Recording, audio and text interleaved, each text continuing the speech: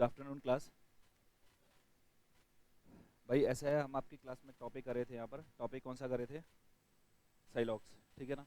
तो वो हम कंटिन्यू करेंगे लेटर ऑन, जैसा भी होगा लेटर ऑन कंटिन्यू करेंगे, ध्यान रखना। अभी उसकी 2 क्लासेस हुई हैं, उसको हम यहीं से कंटिन्यू कर लेंगे या फिर देख लेंगे स्टार्टिंग से कर लेंगे, ठीक है ना। अभी के लिए एक नया टॉपिक स्टार्ट करें हम लोग आप लोगों के साथ, जो मतलब आपके एसएससी के एग्ज़ाम के लिए, जीडी के एग्ज़ाम के लिए और यूपी पुलिस के एग्ज़ाम के लिए इंपॉर्टेंट है। और टॉपिक इंपॉर्टेंट है, और हर एक एग्ज़ाम में यहाँ से मान के चलना कि 3 से 4 क्वेश्चन, 5 क्वेश्चन, अगर मैं यूपी पुलिस की बात करूँ तो 5-6 क्वेश्चन तक पूछे जाते हैं, और अगर मैं एसएससी जीडी के पेपर की बात करूँ तो 3 क्वेश्चन फिक्स से पूछे जाएंगे। तो टॉपिक कुछ लोगों ने किया भी होगा वो वाला, तो मैं आपको बता दूँ। टॉपिक का नाम है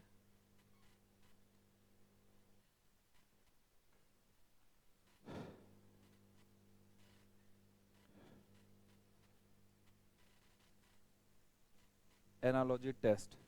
कितने बच्चों ने किया हुआ है पहले तो ये बताओ जरा, हाथ खड़े करो जरा जिन जिन्होंने किया हुआ है।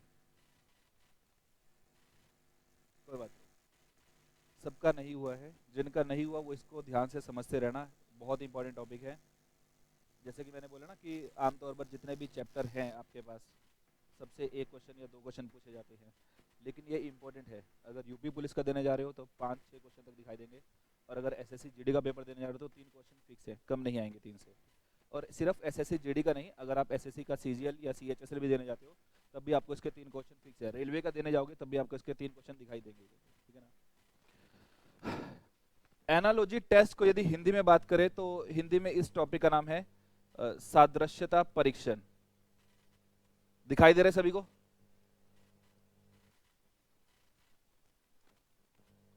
सादृश्यता परीक्षण बहुत इंपॉर्टेंट टॉपिक है।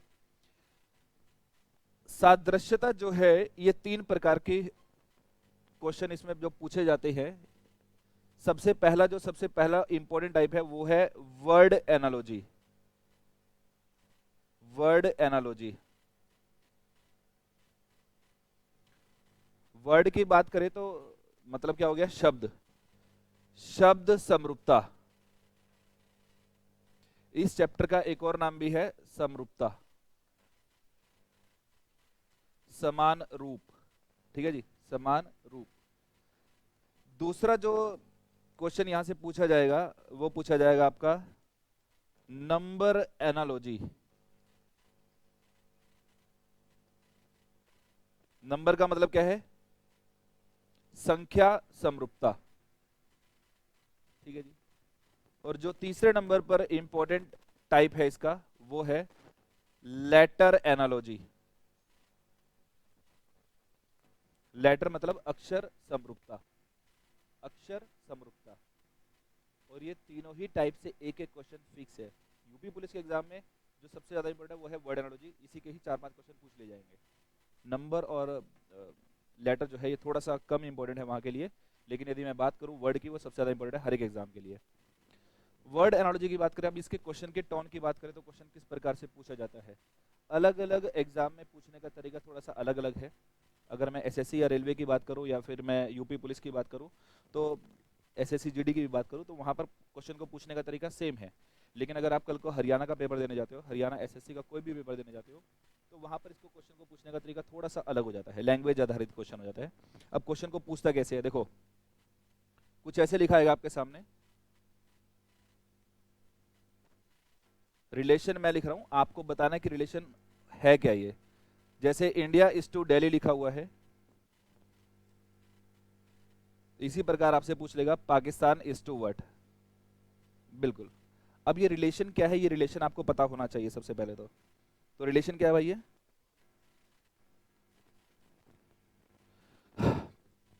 भारत और दिल्ली, तो पाकिस्तान इज टू व्हाट। यहां पर जो क्वेश्चन आपसे पूछा जाएगा ये रेशो की फॉर्म में पूछा जाएगा, अनुपात की फॉर्म में पूछा जाएगा किसी भी पेपर के अंदर। यहां पर ये जो है इसका मतलब क्या होता है? अनुपात या फिर रेशो। और ये जो डबल रेशो आपको बीच में दिखाई दे रही है, इसका मतलब क्या होता है? प्रोपोर्शन का सिंबल है ये। किसका सिंबल है? प्रोपोर्शन का। प्रोपोर्शन का मतलब होता है समान अनुपात। समान का मतलब है इक्वेलिटी का सिंबल है ये। तो भैया इक्वल के लेफ्ट हैंड साइड पे जो रिलेशन बन रहा है, इक्वल के राइट हैंड साइड पे भी वही रिलेशन होना चाहिए। तो इंडिया और दिल्ली, भारत और दिल्ली में रिलेशन आपको मालूम होना चाहिए। क्या रिलेशन है? दिल्ली भारत की राजधानी है। उसी प्रकार से वो पाकिस्तान की राजधानी की बात कर रहा है, तो भैया पाकिस्तान की राजधानी क्या है? बस ये आपको मालूम है, इस्लामाबाद। तो इसी प्रकार से वो क्या है कि कुछ एक पड़ोसी देश जो है हमारे, या जो भी देश इंपॉर्टेंट है, उनकी राजधानी आपसे पूछ सकता है। मतलब ये क्वेश्चन फिक्स है, देश और उसकी राजधानी, कैपिटल, कोई भी कंट्री और उसकी कैपिटल, एक क्वेश्चन फिक्स है, पूछा ही जाएगा, कैसे भी करके पूछा जाएगा। अगर रीजनिंग में नहीं आया तो जीके में आएगा, जीके में नहीं आया तो रीजनिंग में, कंफर्म है, पूछा ही जाएगा, ठीक है। तो कुछ एक जो पड़ोसी देश है हमारे, जैसे नेपाल, नेपाल की राजधानी क्या है भाई? बिल्कुल।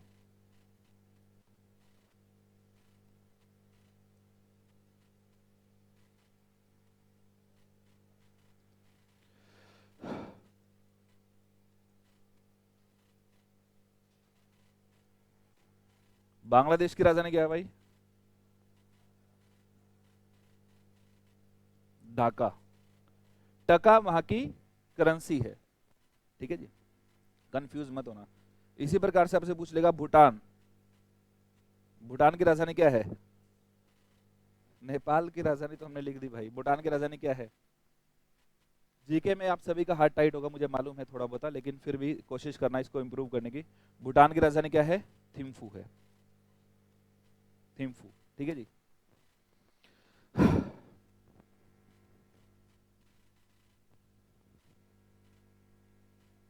जैसे चाइना की राजधानी क्या है?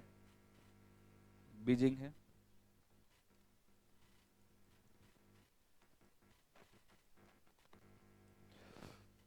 जापान की राजधानी क्या है भाई?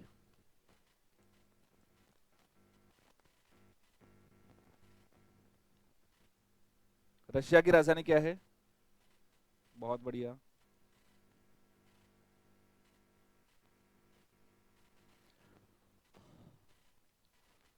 मंगोलिया की राजधानी क्या है? नाम ही पहली बार सुन रहे हैं। हाँ जी, क्या राजधानी है, जल्दी से बताओ। मंगोलिया की राजधानी, इसको अगर कोई बच्चा जैसे अगर हिंदी में लिखना है तो हिंदी में नाम वही रहेंगे, ठीक है ना, नाम तो चेंज नहीं होंगे। मंगोलिया की राजधानी क्या है? उलान बटार है,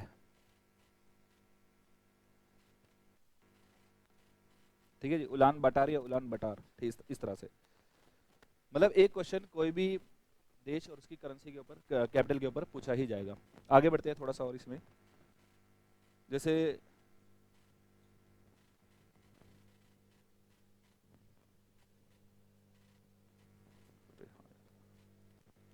यहीं पे कह रहे हो, बहुत बढ़िया बेटा, तुम सीख गए हो है। चलो, ऑस्ट्रेलिया की राजधानी क्या है भाई? बहुत बढ़िया।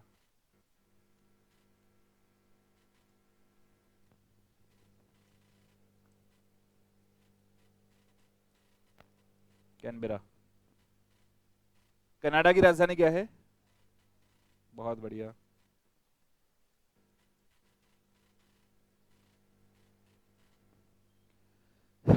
ईरान की राजधानी क्या है? तेहरान। इराक की राजधानी क्या है भाई?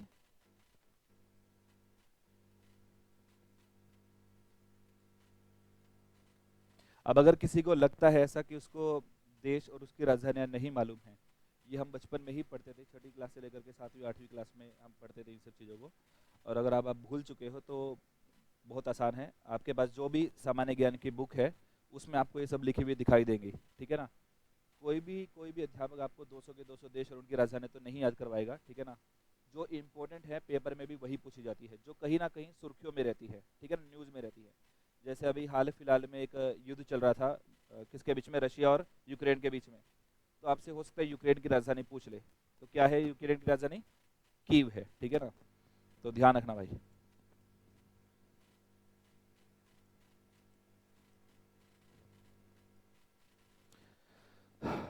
और भी बहुत सारे देश है, जैसे फ्रांस की राजधानी क्या होगी? पेरिस होगी, ठीक है जी, फ्रांस की राजधानी क्या है? पेरिस है। तो कंट्री और कैपिटल, एक क्वेश्चन फिक्स, ध्यान रखना, जो भी देश आपके सामने आता है, जो भी पिक्चर में आता है आपकी, उसकी साथ ही उसकी कैपिटल लिख लेना, कहीं से भी कैसे भी चेक करके, ठीक है ना। आगे बढ़ते हैं इसमें। मैं एक रिलेशन लिख रहा हूं, आप बताना कि उसका मतलब क्या हो सकता है। जैसे इंडिया इज टू रुपया, तो चाइना इज टू व्हाट। अब ये रिलेशन क्या है, करेंसी। कोई भी देश और वहां की करेंसी आपसे पूछ लेगा। जैसे भारत की करेंसी क्या है, रुपया है, तो चाइना की करेंसी क्या है भाई, मालूम है, युआन है। क्या है, युआन। कभी कभार कुछ इस तरह से भी लिखी आती है एक रैम बी करके, तो ये भी चेक कर लेना, ठीक है ना, ये भी कभी कभार लिखी आ जाती है। तो you have to choose the best option from the given option. Yuan है तो युआन सही है, रैम बी है तो वो भी सही है। जैसे जापान की करेंसी क्या होगी, बहुत बढ़िया जी, जापान की करेंसी क्या है, येन।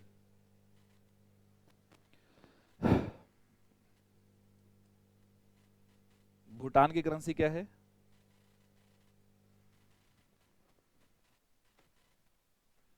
हाँ जी हाँ जी हाँ जी, तो भैया भूटान की करेंसी है नगुलत्रम।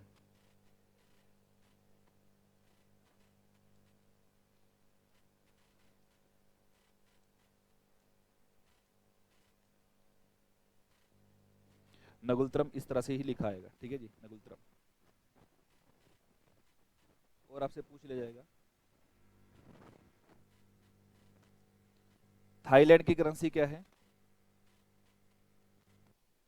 थाईलैंड की करेंसी क्या है, थाई भाट, बहुत बढ़िया।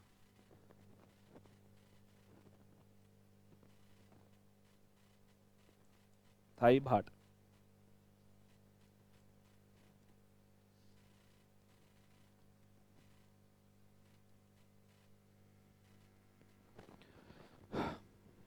आपसे यूएसए की नहीं पूछेगा, सभी को मालूम होता है यूएसए क्या है, डॉलर है, उसकी नहीं पूछेगा आपसे, ठीक है ना।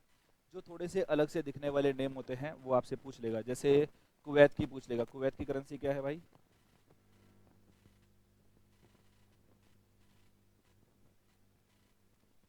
कुवैत की है कुवैती दीनार, ठीक है जी, कुवैती दीनार इंपॉर्टेंट है, ठीक है जी। दीनार को इंग्लिश में भी वो दीनार इसी तरह से लिख देगा। दुबई की तो नहीं आएगी, आपसे यूएई की पूछ सकता है, ठीक है ना, यूएई मतलब यूनाइटेड अरब अमीरात, ठीक है ना। तो यूएई की क्या है भाई, यूएई की क्या है, दिरहम, दिरहम या फिर दिरहम, ठीक है जी, इस तरह से। रशिया की क्या है, रूबल है, रशिया की क्या है, रूबल। और आपसे पूछ लेगा, जैसे ऑस्ट्रेलिया की क्या है, ऑस्ट्रेलियाई डॉलर चलता है वहां पर, ठीक है ना, ऑस्ट्रेलियाई डॉलर चलता है। साउथ अफ्रीका की आपसे पूछ सकता है,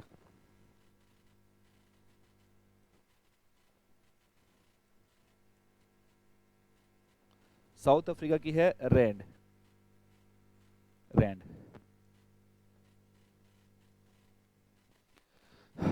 तंजानिया की क्या है, तंजानिया की भी रैंड है, तंजानिया एक अफ्रीकन कंट्री है, वहां की भी क्या है, rand. South Africa, Saudi Arabia की आपसे पूछ ले अगर, सऊदी अरब की, सऊदी अरब की आपसे पूछ ली जाए, रियाल, रियाल है वहां की करेंसी। तो एक क्वेश्चन जो है देश और उसकी कैपिटल, और एक क्वेश्चन जो है देश और वहां की मुद्रा मतलब करेंसी, फिक्स है, पूछा ही जाएगा, ठीक है जी। आगे बढ़े हम, ठीक है।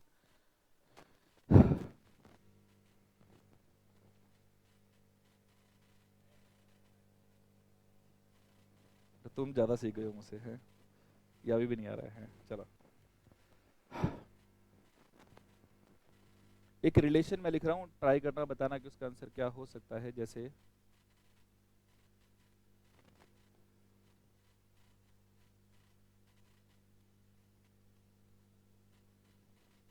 ईरान इज टू मजलिस,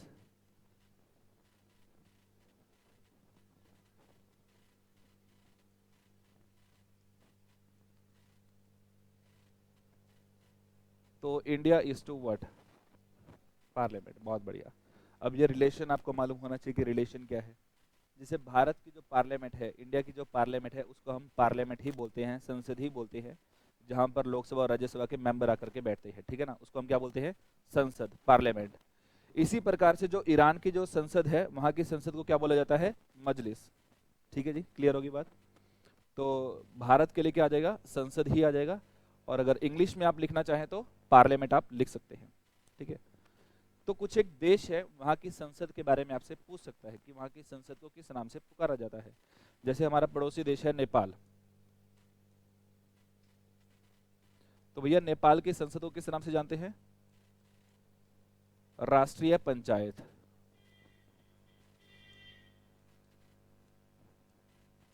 राष्ट्रीय पंचायत। इसी प्रकार से एक और पड़ोसी देश है हमारा Bangladesh.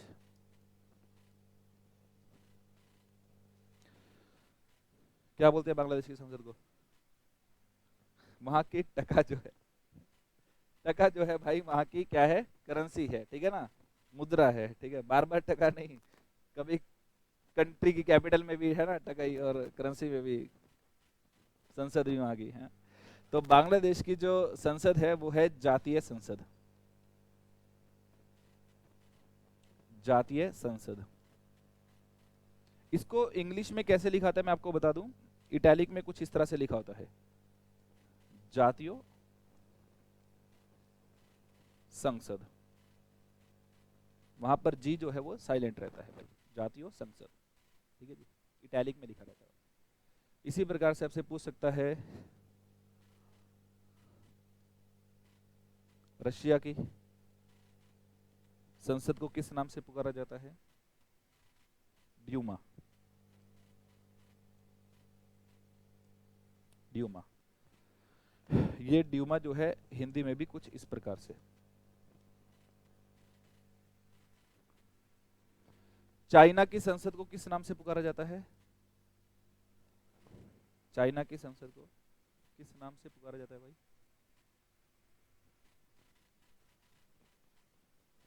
National people Congress, national people Congress.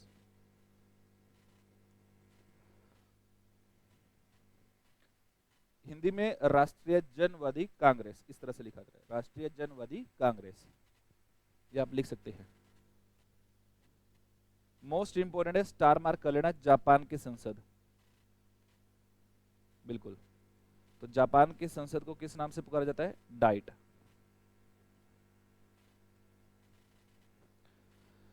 Japan की जो संसद है उसको किस नाम से पुकारा जाता है, डाइट, ठीक है जी।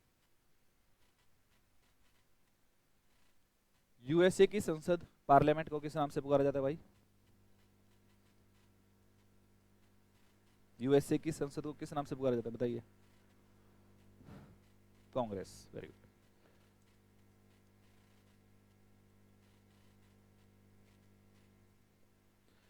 ब्रिटेन की अगर संसद पूछ ली जाए आपसे तो वो पार्लियामेंट के नाम से ही जानी जाती है।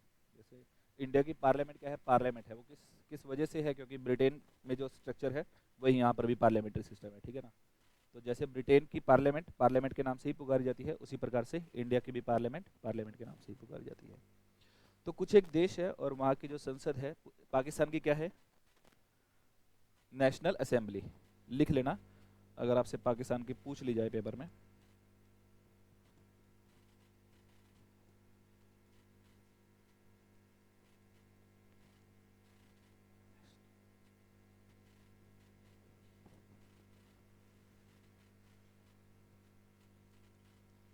National assembly.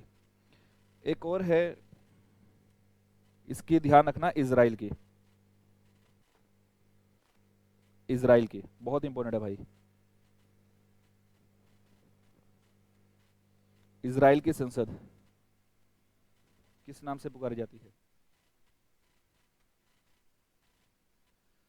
इजराइल की जो संसद है वो नेसेट, नेसेट में के साइलेंट रहेगा,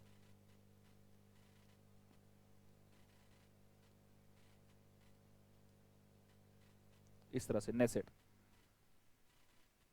ध्यान रखना यहाँ पर के साइलेंट रहेगा भाई बोलते समय, नेसेट, मतलब ये इंपॉर्टेंट है ये सब। अब तीन चीजें हो गई आपके पास, एक क्वेश्चन देश और वहाँ की राजधानी, एक क्वेश्चन देश और वहाँ की करेंसी या फिर मुद्रा, और एक हो गया देश और वहाँ की संसद, जो कि इंपॉर्टेंट है, पूछ लिया जाएगा। आगे बढ़ते हैं थोड़ा सा और।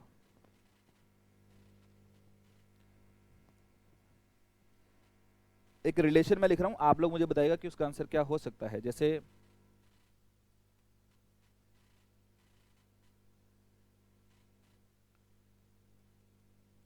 डॉक्टर इज टू क्लिनिक,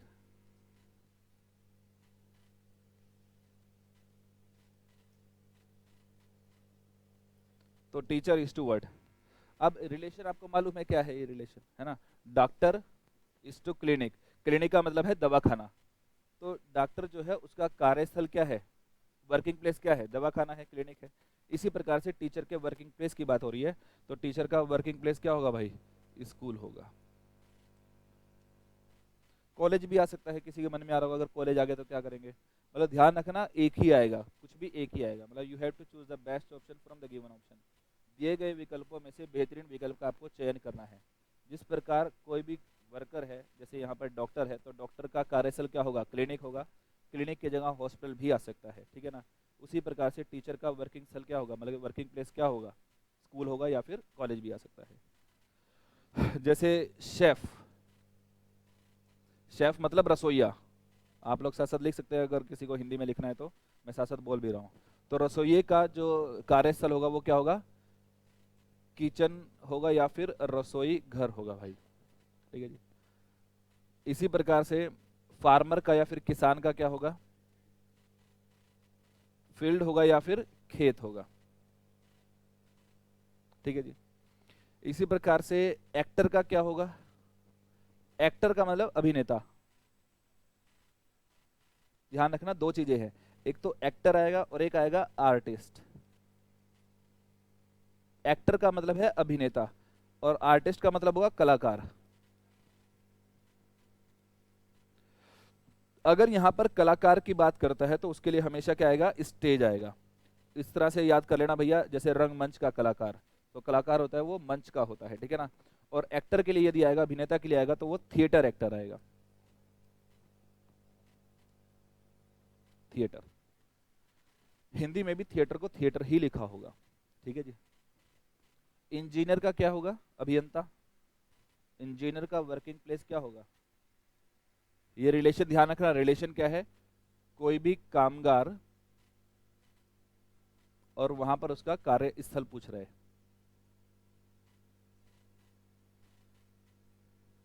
हाँ जी, अभी मैंने क्या बोला, इंजीनियर का क्या होगा, इंजीनियर का अगर पूछ ले आपसे कार्यस्थल तो हमेशा क्या आएगा, साइट आएगा। क्या आएगा, साइट, जैसे कंस्ट्रक्शन साइट, इस तरह से इंजीनियर का हमेशा ही क्या होगा, कंस्ट्रक्शन साइट, कुछ इस तरह से। कर लोगे अब, कोई डाउट या दिक्कत यहाँ तक किसी प्रकार का। उसके बाद हम लोग मिक्सअप क्वेश्चन भी करेंगे आप लोगों के साथ, आज नहीं तो कल की क्लास में। आज एक बार ये टाइप सारे हो जाए, ठीक है ना। उसके बाद कल की क्लास में हम लोग इसी टॉपिक के लगभग 118-20 क्वेश्चन होंगे, वो मिक्सअप क्वेश्चन होंगे, वो सब भी करेंगे, ठीक है ना। वो वही क्वेश्चन है जो एसएससी जीडी के पेपर में या फिर आपके रेलवेज वगैरह के पेपर में पूछे गए हैं, या फिर यूपी पुलिस वगैरह के पेपर में पूछे गए हैं, सीजीएल के पेपर में पूछे गए हैं कुछ एक क्वेश्चन। तो आगे बढ़ते हैं। एक और रिलेशन है, मैं रिलेशन लिख रहा हूँ, आप लोग मुझे बताइएगा कि उसका आंसर क्या हो सकता है। जैसे भाई कोई डाउट या दिक्कत हो तो पूछते रहना। डॉक्टर इज टू स्टेथोस्कोप, तो टीचर इज टू व्हाट। अब ये रिलेशन समझ पा रहे हो क्या है, जैसे डॉक्टर का जो मतलब कोई भी वर्कर और उसका वर्किंग टूल, कोई भी कामगार और उसका औजार, ठीक है ना, वर्किंग टूल। तो यहाँ पर डॉक्टर का जो वर्किंग टूल है वो है स्टेथोस्कोप। देखो बेसिक टूल की बात करेगा, टूल तो और भी बहुत सारे, इंजेक्शन भी है, आप लोग सोचोगे कि और भी कुछ है, ठीक है ना। यहाँ पर बेसिक वर्किंग टूल की वो बात करते हैं, तो यहाँ पर डॉक्टर का वर्किंग टूल क्या है, स्टेथोस्कोप। स्टेथोस्कोप को हिंदी में भी स्टेथोस्कोप ही बोलते हैं, हिंदी में कुछ और नहीं लिखा है वहाँ पर। तो यहाँ पर टीचर का वर्किंग टूल की वो बात कर रहे हैं, तो टीचर का वर्किंग टूल क्या होगा, चौक होगा, या फिर अगर चौक नहीं आया तो मार्कर भी आ सकता है, ठीक है ना। मतलब फिर से वही कि you have to choose the best option from the given option. Starting में आप लोगों ने बोला था पेन, तो भैया पेन किसका होगा? स्टूडेंट। अब ध्यान से सुनो भाई, यहाँ पर ये जो वर्कर की वो बात कर रहा है, प्रोफेशनल्स की बात करता है, स्टूडेंट कोई प्रोफेशन में नहीं आता, ठीक है ना। स्टूडेंट के टूल बहुत सारे हैं, कॉपी भी है, पेन भी है, किताब भी है, बैग भी है, बहुत सारी चीज़ें हैं। तो यहाँ पर वो किसकी बात कर रहा है? सिर्फ प्रोफेशनल्स की बात कर रहा है। अब प्रोफेशनल्स में कौन कौन आ जाएंगे? जिन्होंने कुछ डिग्री वगैरह ले रखी है कुछ ना कुछ, ठीक है ना, तो वही सब प्रोफेशनल्स में आएंगे। तो यहाँ पर जो पेन होगा वो किसका होगा? लेखक का होगा या फिर ऑथर का होगा भाई, या फिर राइटर का होगा। समझ में आ रही है बात आपको? ऑथर या फिर लेखक का क्या होगा? कलम होगा। समझ पा रहे हो इस बात को या नहीं समझ पा रहे हो, पहले ये बताइए। इसी प्रकार से अगर पूछ ले शेफ, शेफ का मतलब रसोईया, रसोइये का वर्किंग टूल क्या होगा? रसोइये का औजार क्या होगा? क्या होगा? चाकू होगा, नाइफ होगा, ठीक है जी। हाँ, दिमाग में बहुत सारे आएंगे, कड़छी आएगा, और भी बहुत सारे दिमाग में आते रहेंगे, लेकिन यहाँ पर बेसिक वो वर्किंग टूल की वो बात करेगा तो क्या आएगा? नाइफ ही आएगा। फिक्स है इसका आंसर, ठीक है जी। इसी प्रकार से अगर आपसे पूछ ले किसान का,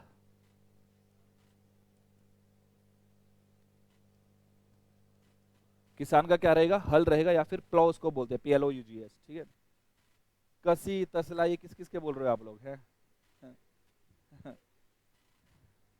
चलो, अच्छा मुझे बताओ फिर मजदूर का क्या होगा?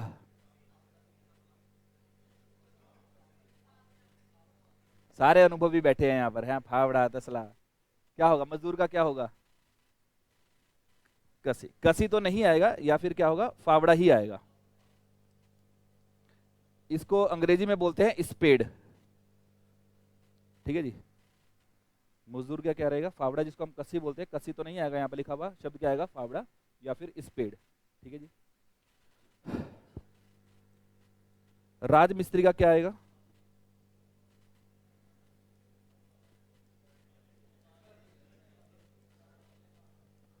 क्या आएगा जी?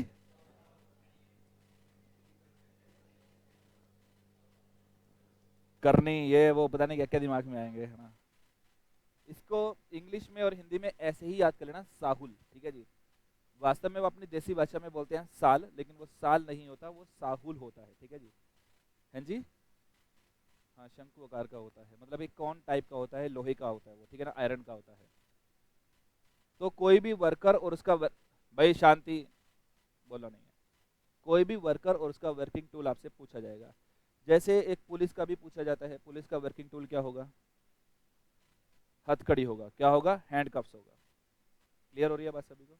कोई डाउट यहाँ तक? दिक्कत? आगे बढ़ते हैं फिर। एक रिलेशन में लिख रहा हूँ, आप लोग मुझे बताएगा कि उसका आंसर क्या हो सकता है। जैसे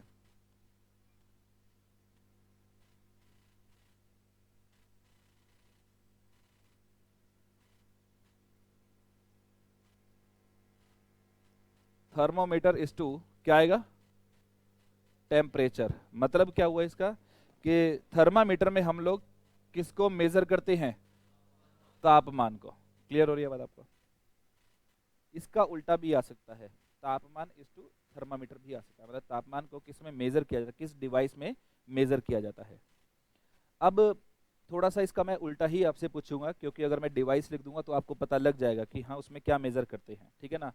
जैसे मान लीजिए आपको मालूम है कि तापमान को किस डिवाइस में, किस यंत्र में मेजर किया जाता है? थर्मामीटर में। उसी प्रकार से अगर मैं आपसे पूछ लूं कि दाब को या फिर दबाव को किस डिवाइस में मेजर किया जाता है, किस यंत्र में मेजर किया जाता है, क्या होता है उसके लिए? पास्कल उसके यूनिट होते हैं भाई, ठीक है ना। मैं आपको फिर से बता दूं, जैसे आपने बोला अभी पास्कल, तो वो उसके क्या होंगे? यूनिट होंगे। जैसे तापमान के यूनिट क्या होंगे? तापमान के यूनिट क्या होंगे? किस, हाँ, क्या क्या इकाई होती है उसकी? केल्विन। समझ में आ रही है बात आपको? कुछ केल्विन बोलेंगे, कुछ फ़ारेनहाइट बोलेंगे, कुछ सेल्सियस भी बोल सकते हैं, लेकिन यहाँ पर वो एसआई यूनिट्स की बात करेगा, वो हम लेटर ऑन बात करेंगे उसकी। अभी हम किसकी बात करें? कोई भी मेजरमेंट और उसका इंस्ट्रूमेंट क्या है, या डिवाइस क्या है, या फिर यंत्र क्या है, ठीक है ना। तो तापमान को किस डिवाइस में मेजर करते हैं? थर्मामीटर में। तो दबाव के लिए या प्रेशर के लिए हमारे पास कौन सा इंस्ट्रूमेंट होगा? बैरोमीटर।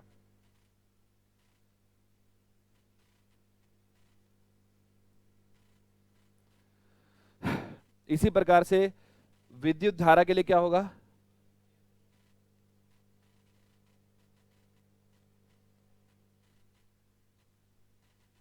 फिर से आप वही गलती कर रहे हो जो मैं अभी आपको बोल रहा था बेटा। एम्पियर उसके यूनिट्स होते हैं। एम्पियर क्या होते हैं? करंट। विद्युत धारा का मतलब होता है करंट।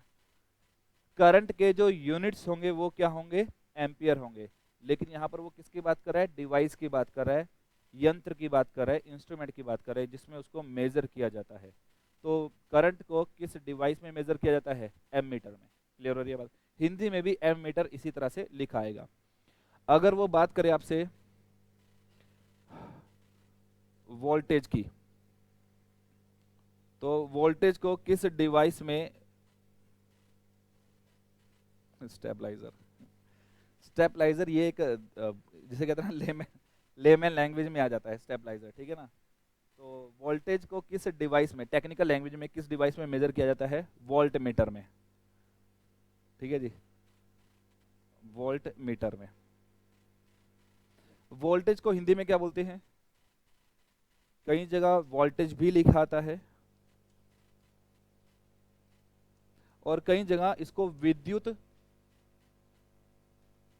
विभवांतर भी लिखा आता है भाई। विद्युत विभवांतर, ठीक है जी। हालांकि विद्युत विभवांतर के लिए जो इंग्लिश वर्ड हो जाता है वो पोटेंशियल डिफरेंस होता है, लेकिन कहीं कहीं पर लिखा जाता है वोल्टेज यहाँ पर विद्युत विभवांतर। ठीक है जी, कर लोगे यहाँ तक की चीजें? और भी बहुत सारी चीजें हैं इसमें। जैसे अगर हम भूकंप की बात करें, भूकंप, भूकंप को किस डिवाइस में मेजर किया जाता है? सिज्मोग्राफ। तो भूकंप इंग्लिश में बोलते हैं अर्थक्वेक। अर्थक्वेक को मेजर करने के लिए किस डिवाइस की जरूरत पड़ती है हमें? सिज्मोग्राफ की।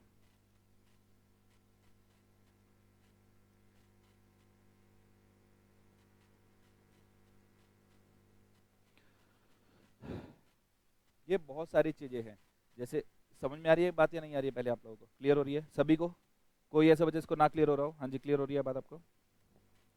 पेपर में क्वेश्चन कैसे पूछा जाएगा ये भी पता लग रहा है ना? पेपर में रिलेशन कैसे लिखाएगा? मतलब रिलेशन यही लिखाएगा कि थर्मोमीटर इज टू टेम्परेचर, तो बैरोमीटर इज टू व्हाट। तो वहां पर क्वेश्चन मार्क होगा, तो क्वेश्चन मार्क के स्थान पर आपको क्या लगाना होगा? दाब या फिर प्रेशर भी आ सकता है, दबाव भी आ सकता है। इसका उल्टा भी आपसे पूछ सकता है क्या? कि टेम्परेचर इज टू थर्मोमीटर, तो प्रेशर इज टू व्हाट। तो प्रेशर के बाद क्या आ जाएगा वहां पर? फिर बैरोमीटर आ जाएगा। क्लियर हो रही है बात आपको? जैसे स्पीड को किस डिवाइस में मेजर किया जाता है? स्पीड का मतलब गति, स्पीडोमीटर में।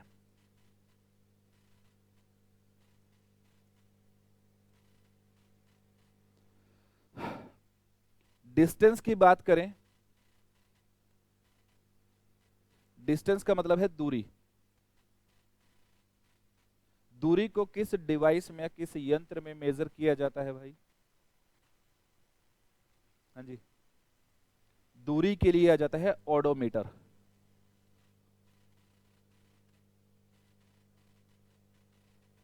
ओडोमीटर, हिंदी में भी ओडोमीटर इसी प्रकार से लिखा होगा।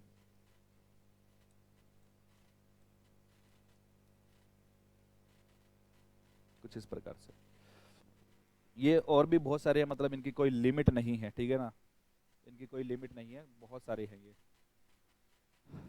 आगे बढ़ते हैं। इसमें एक और टाइप है, जैसे अभी आप थोड़ी देर पहले बोल रहे थे कि करंट के लिए क्या आ जाएगा? एम्पियर। तो यहाँ पर कोई भी मेजरमेंट और उसके यूनिट हिसाब से पूछ सकता है। यूनिट मतलब उसकी इकाई, ठीक है ना। जैसे टेम्परेचर की बात करें, तापमान की बात करें, तो तापमान के एसआई यूनिट्स हमेशा क्या होंगे भाई? केल्विन होंगे। क्या होंगे? केल्विन। ध्यान रखना, आपको हमेशा ही कौन से यूनिट बताने हैं? एसआई यूनिट्स बताने हैं, ठीक है भाई।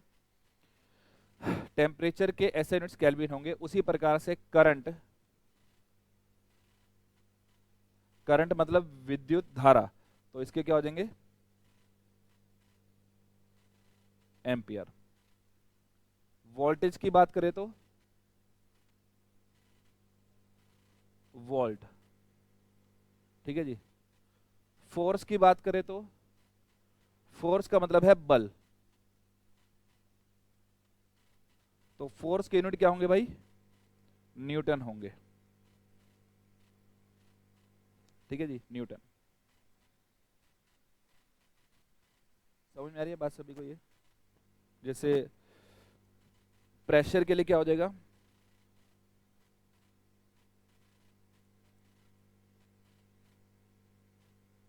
लेंथ के लिए क्या आ जाएगा?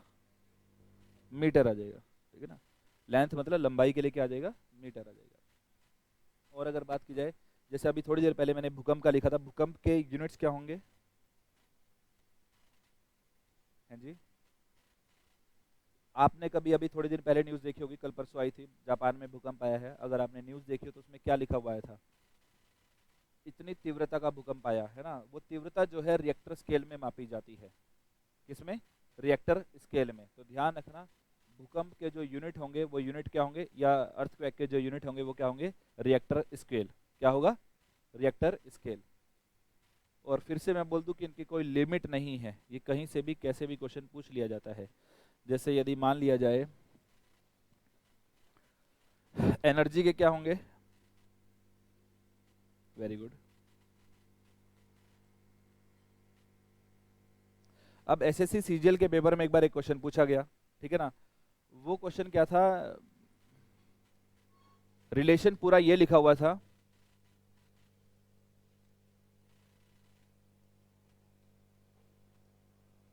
फोर्स इज टू डाइन तो energy is to what? Force is to dyne तो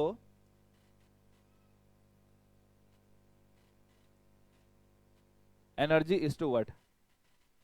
यहां पर डाइन को हिंदी में भी डाइन ही लिखाया था वो। हाँ जी, रिलेशन क्या है पहले तो ये बताओ, क्या रिलेशन है ये? रिलेशन क्या है? देखो, जैसे मैंने अभी आपको बोला कि आपको ऐसा यूनिट्स ही याद करने हैं। कोई बच्चा यहाँ पर ऐसा हो कि जिसने 11th क्लास नॉन मेडिकल से की हो? है कोई ऐसा? होगा तो कोई हाथ नहीं खड़ा करेगा है?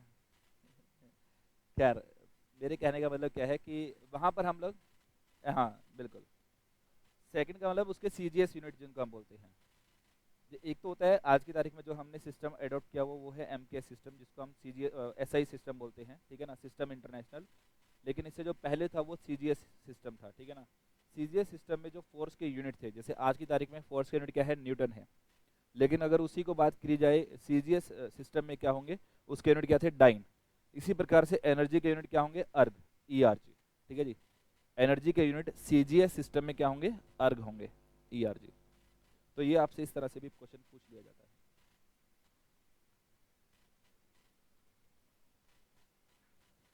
क्लियर हो रही है बात सभी को या नहीं हो रही है? जैसे एंगल के क्या होंगे यूनिट? एंगल मतलब कौन?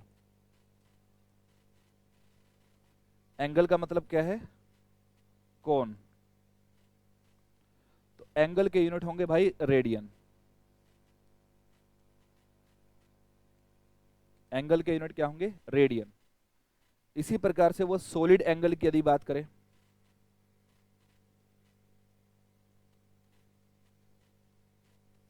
सॉलिड एंगल का मतलब क्या है? ठोस कोण। इसके यूनिट क्या होंगे भाई? Stay radian.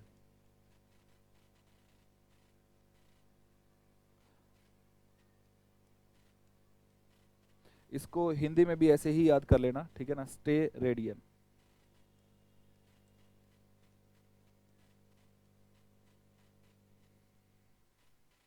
ठीक है जी, यहां तक कोई भी डाउट हो किसी भी बच्चे को तो बताइए भाई। क्लियर है क्या सभी चीजें? हाँ जी। तो अब आपके पास कौन कौन से टाइप हो गए जो हमने यहाँ पर डिस्कस किए? सबसे पहले तो हमने कंट्री और उसकी कैपिटल को डिस्कस किया, फिर कंट्री और उसकी करेंसी को, फिर कंट्री और उसकी वहाँ की संसद, ठीक है ना। उसके बाद हमने वर्कर और वर्किंग प्लेस की बात की, मतलब कोई भी कामगार और उसका कार्यस्थल की बात की। फिर हमने बात की कोई भी वर्कर और उसका वर्किंग टूल, कोई भी कामगार और उसका औजार। फिर हमने दो बातें और की, क्या? एक तो कोई भी मेजरमेंट और उसके इंस्ट्रूमेंट, कोई भी इकाई और उसको किस यंत्र में या किस इंस्ट्रूमेंट में मेजर किया जाता है। इसी प्रकार से कोई भी मेजरमेंट और उसका यूनिट्स, ठीक है ना, कि उसके यूनिट्स क्या होंगे, ठीक है ना, ये हमने बात की। इसके अलावा भी इसमें बहुत सारी चीज़ें हैं जो कि आपसे पूछी जाएंगी। मतलब इस चैप्टर का वास्तव में कोई लिमिट नहीं है, कहीं से भी कैसे भी क्वेश्चन उठ के आएगा। जैसे मान लीजिए नेक्स्ट टाइप की बात करें, कभी कभार इसमें आपने देखा होगा कि कुछ इंग्लिश आप पढ़ते हो। देखो इस चैप्टर में ना एनालॉजी में, अगर मैं वर्ड एनालॉजी की बात करूँ तो कुछ भी छूटेगा नहीं। मतलब आपने छठी से लेकर 10वीं तक, या अगर आप गवर्नमेंट एग्जाम की तैयारी कर रहे हैं, इसमें बहुत सारे सब्जेक्ट पढ़ोगे, मैथमेटिक्स भी पढ़ोगे, जो मैंने आपको बता दिया नंबर एनालॉजी, उसमें हम बात करेंगे। आप अगर इंग्लिश पढ़ रहे हो, आप चाहे हिंदी पढ़ रहे हो, चाहे आप फिजिक्स पढ़ रहे हो, केमिस्ट्री पढ़ रहे हो, बायोलॉजी पढ़ रहे हो, आप कुछ भी पढ़ रहे हो, आप हिस्ट्री पढ़ रहे हो, ज्योग्राफी पढ़ रहे हो, कुछ भी पढ़ रहे हो, तो आपसे सब कुछ, जो भी कुछ आप पढ़ रहे हो ना, वो सब कुछ कंपाइल करके इस चैप्टर में आपसे पूछा जाएगा। कैसे भी करके पूछा ही जाएगा, ठीक है ना। मतलब कोई लिमिट नहीं है। जैसे मैंने ज्योग्राफी का स्टार्टिंग में देश और वहाँ की कैपिटल की बात करी, तो ज्योग्राफी का पोर्शन आ गया। हो सकता है आपसे वो किसकी बात करे, हिस्ट्री की भी बात कर सकता है। अब हिस्ट्री की बात वो कैसे करेगा, कोई भी ऑथर और उसकी बुक के बारे में पूछ लेगा। जैसे मान लीजिए अगर मैं आपके सामने लिख दूं अर्थशास्त्र, बिल्कुल अर्थशास्त्र किसकी बुक है भाई। अगर किसी का जैसे मान लीजिए सिलेबस नहीं हुआ है, तो उसको धीरे धीरे पता लगेगा कि ये सब वास्तव में क्या है, ठीक है ना। कौटिल्य कौन है, या उसने पुस्तक कौन सी लिखी थी, मध्यकालीन भारत क्या है, ठीक है ना, या प्राचीन काल भारत क्या है, या फिर मॉडर्न इंडिया क्या है। या आप लोग हिस्ट्री के कुछ एक पोर्शन पढ़ोगे तब आप उसको चीज़ें क्लियर कर पाओगे कि हाँ हमारे पास कुछ एक ऑथर रहे हैं जिन्होंने कुछ एक किताबें भी लिखी हैं। जैसे मान लीजिए अर्थशास्त्र कौटिल्य के द्वारा लिखी गई, और यहाँ पर लिखा जाए पंचतंत्र। पंचतंत्र किसके द्वारा लिखा गया। अब यहाँ पर अगर मैं एक चीज़ आपको बोल दूँ, पंचतंत्र या फिर जैसे अर्थशास्त्र लिखा हुआ है, इसको इंग्लिश में कुछ नहीं लिखाएगा, इंग्लिश में भी अर्थशास्त्र अर्थशास्त्र ही लिखाएगा। ये कोई बुक इकोनॉमिक्स की तो है नहीं कि इकोनॉमिक्स की बुक लिखी आएगी वहाँ पर, ठीक है ना। तो यहाँ पर अर्थशास्त्र को अर्थशास्त्र ही लिखाएगा, कौटिल्य को कौटिल्य ही लिखाएगा। और पंचतंत्र की बात करें, पंचतंत्र भी एज इट इज इंग्लिश में ही लिखाएगा। अब ये किसके द्वारा लिखा गया, विष्णु शर्मा के द्वारा। किसके द्वारा, विष्णु शर्मा के द्वारा।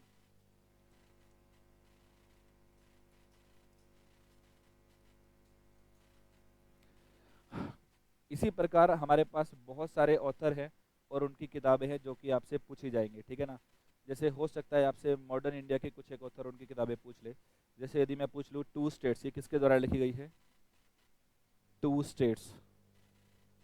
चलो ये तो बहुत पुरानी है, ये तो हमें नहीं मालूम है भाई, इनके बारे में तो अपने को मालूम होना चाहिए। मालूम है कि नहीं मालूम है। अगर आप लोगों को पढ़ने का शौक नहीं है तो पढ़ने का शौक बना लो। आप लोगों को अगर देखो, एक होता है कि हमें एकेडमिक की किताबें पढ़नी है, वो हम वन नाइट फाइटर थे, हम पढ़ते रहते थे, ठीक है ना। कॉलेज के एग्जाम है उससे 2-4 दिन पहले पढ़ी और हमारा एग्जाम भी पास हो जाता था, 40-45 नंबर आ जाते थे। गवर्नमेंट एग्जाम की यदि आप तैयारी कर रहे हो तो आपको लंबे समय तक पढ़ने की आदत होनी चाहिए। मतलब ऐसा नहीं कर सकते आप कि आपने एग्जाम के टाइम में किताब उठाई और आपने पढ़ लिया और आपको याद हो गया, ऐसा नहीं होगा। यहाँ पर आपको कंटिन्यूटी में पढ़ना ही पड़ेगा। मतलब अगर 6 महीने तैयारी कर रहे हो तो 6 महीने तक आपको रेगुलर में पढ़ना ही पड़ेगा। और उसके लिए कुछ एक हमारे पास बेसिक सी किताबें होती है मार्केट में, कुछ नॉवल हैं, इंटरेस्टिंग से नॉवल होते हैं, आप वो पढ़ोगे तो आपकी पढ़ने की आदत सी बन जाती है बस, ठीक है ना। ये जो टू स्टेट्स है, ये चेतन भगत के द्वारा लिखा गया भाई। बहुत ही रेनाउंड आज की तारीख में ऑथर है चेतन भगत, ठीक है। इसके ऊपर एक आपने मूवी भी सुनी होगी शायद, तो मूवी भी बनी हुई है, ठीक है ना। चेतन भगत की ही नॉवल है ये टू स्टेट्स। और भी बहुत सारे हैं। जैसे यदि मैं आपसे पूछ लूँ प्लेइंग इट माई वे,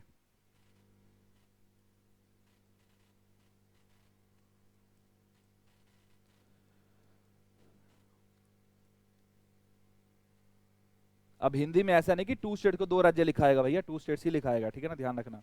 इसी तरह से एक और किताब है ये प्लेइंग इट माई वे, ये प्लेइंग इट माई वे को प्लेइंग इट माई वे ही लिखा रहेगा, ठीक है ना। हो सकता है इट प्लेइंग इट माई वे को इस तरह से लिख दे वो, इट माई वे।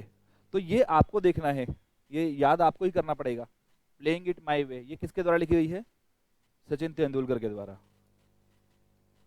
सचिन रमेश तेंदुलकर, पूरा नाम यही लिखाएगा, सचिन रमेश तेंदुलकर।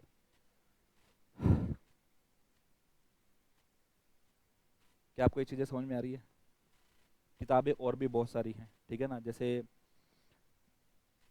हर्ष चरित्र किसने लिखी थी, बाणभट्ट ने। ये जो बच्चे नए हैं शायद उनको नहीं पता लगेगा कि हर्षचरित को क्या है या बाणभट्ट कौन है। आप हिस्ट्री पढ़ोगे तो आपको धीरे धीरे पता लगना स्टार्ट हो जाएगा।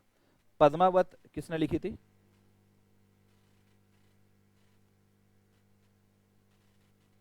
पद्मावत एक बुक है जिसमें आपने सुना होगा, एक नाम भी, एक मूवी भी आई थी पद्मावती के नाम से, है ना। तो ये बुक किसके द्वारा लिखी गई थी? मलिक मोहम्मद जायसी के द्वारा, है ना। तो पूरा नाम आप लोग लिख लेना, मलिक मोहम्मद, मलिक मोहम्मद जायसी।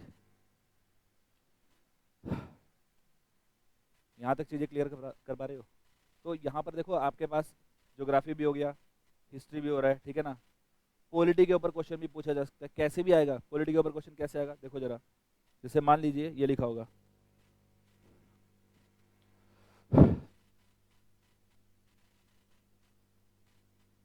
कंट्री इज टू पीएम, तो राज्य इज टू व्हाट? सीएम।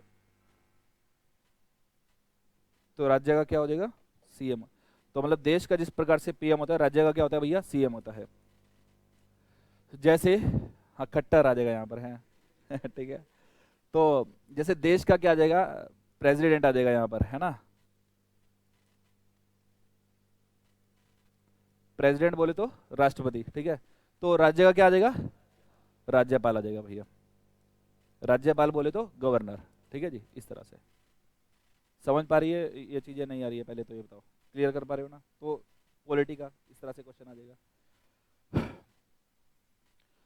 जैसे मैंने आपसे अभी इंस्ट्रूमेंट वगैरह पूछे, ठीक है ना। कोई भी मेजरमेंट और उसके इंस्ट्रूमेंट क्या होंगे, कोई भी मेजरमेंट और उसके यूनिट्स क्या होंगे, ये किसका हो गया पोर्शन? साइंस का हो गया आपका। तो साइंस का भी कुछ भी क्वेश्चन इस तरह से पूछा जाएगा। इंग्लिश के रूट वर्ड भी आ सकते हैं आपके पास, इंग्लिश के एंटोनिम सिनोनिम भी आ सकते हैं। एंटोनिम सिनोनिम का मतलब ये है कि समानार्थक शब्द और विपरीतार्थक शब्द, ठीक है ना। हिंदी के भी शब्द आपके साथ पूछे जा सकते हैं, जैसे दुख का सुख आ गया, ठीक है ना, और इसी का कुछ और आ जाएगा, ठीक है ना। जैसे खुशी का गम आ जाएगा। तो इस तरह से क्वेश्चन पूछ लिए जाएंगे।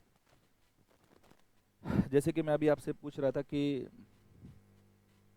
रूट वर्ड होते हैं हमारे पास कुछ रूट वर्ड। एक रूट वर्ड है लॉजी। इसका मतलब क्या होता है? टू स्टडी, अध्ययन करना, मतलब अध्ययन, ठीक है ना। जैसे कोई भी टॉपिक और उसकी स्टडी आपसे पूछ सकता है, कोई भी टॉपिक और उसकी स्टडी। जैसे अगर हम बात करें सेल्स, सेल्स को हिंदी में बोलते हैं कोशिका।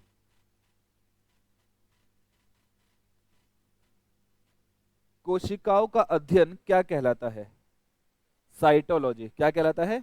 साइटो। अब यहां पर साइटोलॉजी जो है वो इसी तरह से हो सकता है, लिख दे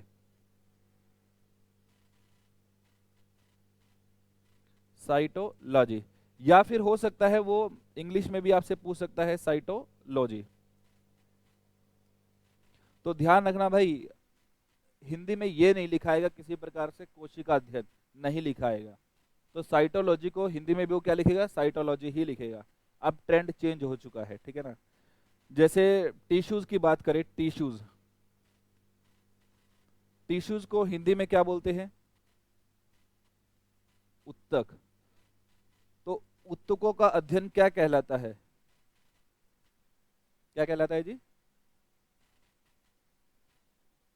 हिस्टोलॉजी। क्या कहलाता है? हिस्टोलॉजी। हम एक काम करेंगे भाई, ये जो टॉपिक और स्टडी है इसको हम कल को कंटिन्यू करेंगे आपके, इसमें बहुत सारी चीजें हैं, तो हम ये कल को कंटिन्यू करेंगे। यहाँ तक चीजें आपको समझ में आई? पहले तो ये बताइए, कोई डाउट किसी प्रकार का? अब ये आपको मिलेंगी कहाँ से ये सब चीजें? ये सारे जो पोर्शन है ये स्टैटिक जीके का पोर्शन है। जो भी आपके पास सामान्य ज्ञान की किताब है, जो भी XYZ, जो भी आप पढ़ते हैं, उसके जब लास्ट के आप पेजेस देखोगे ना, 40 50 60 पेजेस, उसमें सारा कुछ मिसलेनियस लिखा रहता है। स्टैटिक जीके, स्टैटिक जीके वो जो चेंज नहीं होती, ठीक है ना। समझ में आ रही है बात आपको? जैसे देश की करेंसी हो गई, देश की कैपिटल हो गई, या देश की संसद हो गई, ये कभी चीज़ें चेंज नहीं होती। तो ये सब वहाँ पर लिखा हुआ है, तो आप वहाँ से कर सकते हो ये सब चीज़ें, ठीक है ना। या फिर जो भी आपके सामने, जो भी आप अगर न्यूज़पेपर पढ़ रहे हो, कोई भी कंट्री आपके सामने आ रही है, उसकी 3 4 चीज़ें अपने नोटिस में रख लेना, पेपर पेन से लिख लेना कहीं पर भी कि वहाँ की कैपिटल क्या है, वहाँ की मुद्रा क्या है, और वहाँ की संसद क्या है, पार्लियामेंट क्या है, ठीक है जी। तो बाकी कल को कंटिन्यू कर देंगे। Thank you so much class.